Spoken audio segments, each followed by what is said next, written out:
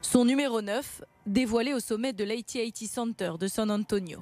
Tony Parker est entré à jamais dans l'histoire des Spurs. Le meneur est devenu le 10e joueur de la franchise texane à voir son maillot retiré, le premier français, aux côtés notamment de Tim Duncan et de Manu Ginobili, avec qui il formait le célèbre Big Three.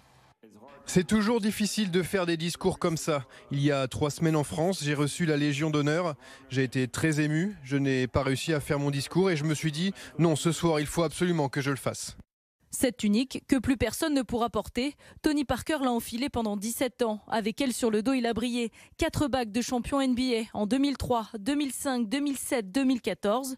Un titre de MVP, des finales en 2007 et 6 invitations au All-Star Game pour la conférence Ouest. Le tout sous les ordres de l'emblématique Greg Popovich, à qui forcément il a adressé des remerciements spéciaux pendant la cérémonie. Je me souviendrai toujours quand j'avais 19 ans. J'étais au fond de l'avion, vous m'avez appelé, on n'avait joué que 4 matchs et vous m'avez dit « Le prochain match tu débuteras ». Merci d'avoir cru en moi, coach. Sur le parquet, Popo, vous êtes quelqu'un, mais en dehors, vous êtes juste incroyable.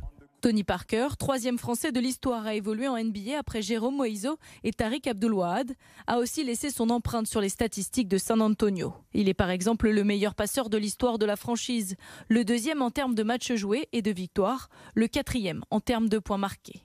Le meneur, premier français champion NBA et All-Star, a un ultime rêve, le Hall of Fame, le panthéon du basket américain.